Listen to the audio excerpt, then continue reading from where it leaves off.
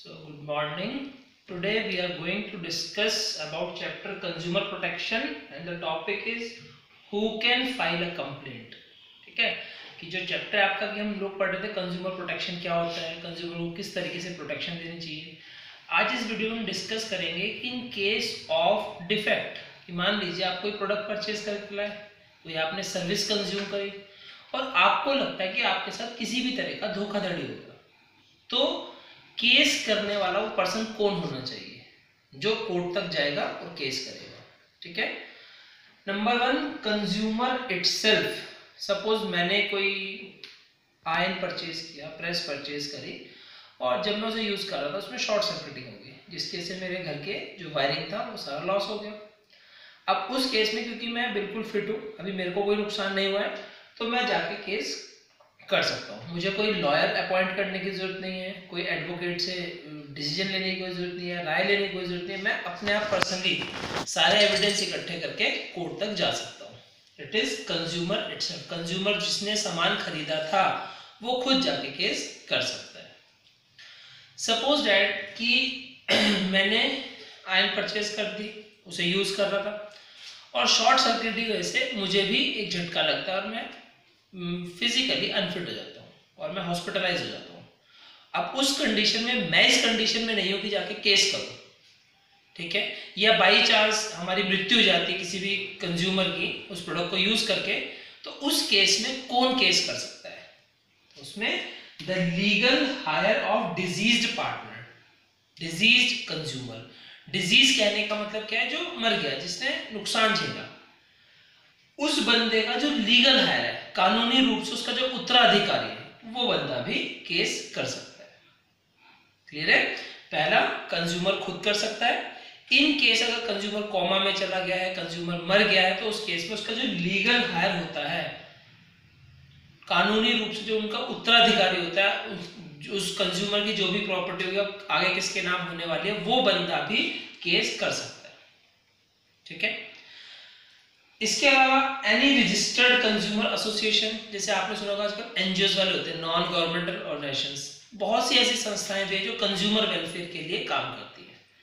तो अगर किसी संस्था को लगता है कि हाँ भाई ये स्पेसिफिक ये जो कंपनी है ये ऐसे प्रोडक्ट बना रही है जिससे सोसाइटी को नुकसान हो रहा है या इन कंज्यूमर को इससे नुकसान पहुंचाए, तो वो संस्थाएं भी उन सभी कंज्यूमर के बिहाफ पे केस कर सकते हैं। कोई भी रजिस्टर्ड एसोसिएशन, नॉर्मली से एनजीओस के नाम से हम जानते हैं।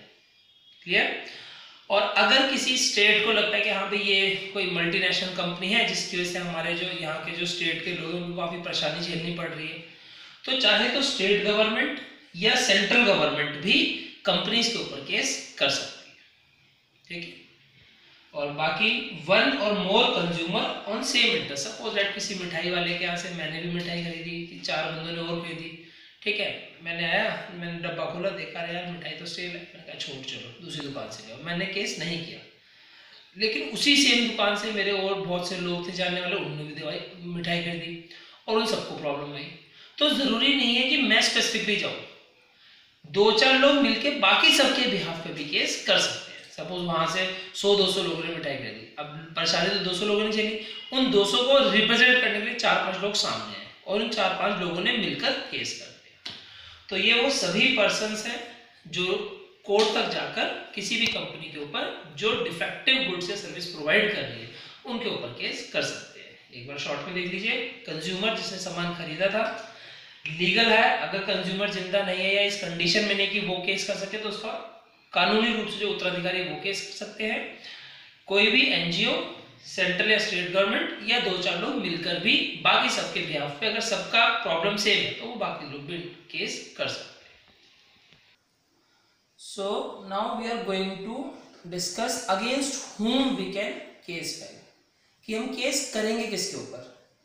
तो बेसिकली मार्केट में 2 ही चीजें सेल की जाती हैं, इधर दे आर टेंजिबल और इनटेंजिबल। टेंजिबल का मतलब जिन चीजों को छुआ और देखा जा सकता है उसे हम बिजनेस की भाषा में कहते हैं गुड्स। ठीक है।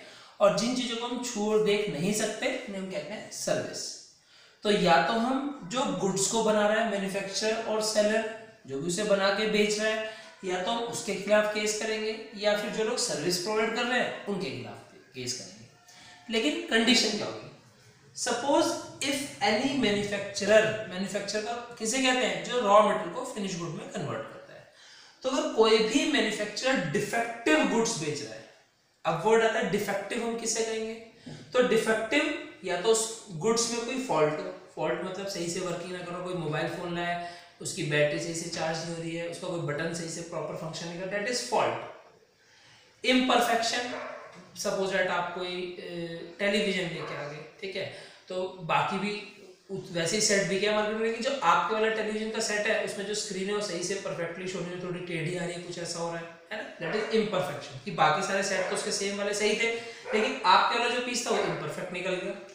और वो किन से शॉर्ट कमिंग, या आपके अकॉर्डिंग आपको लगता है कि यार मैंने तो सेलर को कहा था कि मुझे ये फीचर चाहिए लेकिन ये फीचर तो इसमें मिल नहीं रहे, that is short coming. Short coming quality wise भी हो सकती है, शॉर्ट कमिंग क्वांटिटी वाइज भी हो सकती है। क्वांटिटी वाइज का क्या मतलब है, सपोज दैट कि मैगी के पैकेट पे लिखा है कि यहाँ पे इसमें 90 ग्राम है या 100 ग्राम का पैकेट है, आपने उसका वेट किया उसमें निकलता है 95 ग्राम, तो कंपनी दावा कर रही है कि 100 ग्राम दे रही है लेकिन एक्चुअल में वेट करने पे 95 ग्राम निकला, तो 5 ग्राम की वहां क्या कमी हो गई, तो that is short coming of quantity.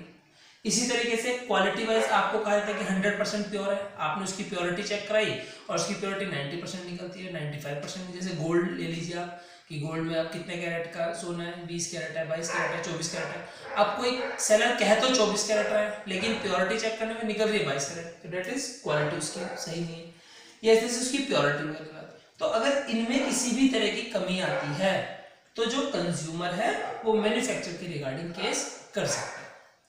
इसी तरीके से डेफिशिएंट सर्विसेज, कोई बंदा सर्विस दे रहा है, डॉक्टर्स हो गए, इंजीनियर्स हो गए, टीचर्स हो गए, सपोज मेरा एग्जांपल ले लो, मैं आपको पढ़ा रहा हूँ तो एक तरह की सर्विस है, या बस वाले ने आपको एक जगह से दूसरी जगह लेकर ले जाके छोड़ा तो वो सर्विस है। ट्रांसपोर्ट वाले होते हैं जितने भी है ये आपको सर्विसेज देते हैं, ठीक है। अब अगर आपको सर्विसेज में इम्परफेक्शन लगता है कि आपको कहा गया कि आपको एक वेल अच्छी सी सीट मिलेगी, वहाँ प्रॉपर एसी चलेगा, आप मान लो आप किसी मॉल में जाते हो मूवी देखने के लिए, ठीक है, आप मूवी का टिकट लेते हो और आपको ये कहा जाता है कि आपको 200 रुपये में एक अच्छी सी गद्दी मिलेगी, बढ़िया एसी चल रहा हो, लेकिन जब आप मूवी देखते हो तो आपको एसी का इफेक्टिवनेस कम होती है, तो उस केस में वो इम्परफेक्शन कैटेगरी में चला जाएगा कि आपको जो कहा गया उतनी परफेक्शन के साथ आपको सर्विसेज नहीं दी गई या उसमें शॉर्ट कमिंग है, शॉर्ट कमिंग हुई क्वालिटी वाइज, नेचर वाइज। अगर ऐसी कमियां आपको देखने को मिलती हैं तो आप मैन्युफैक्चरर के रिगार्डिंग या जो सर्विस आपको देने का वादा कर रहे हैं उनके रिगार्डिंग केस कर सकते हैं।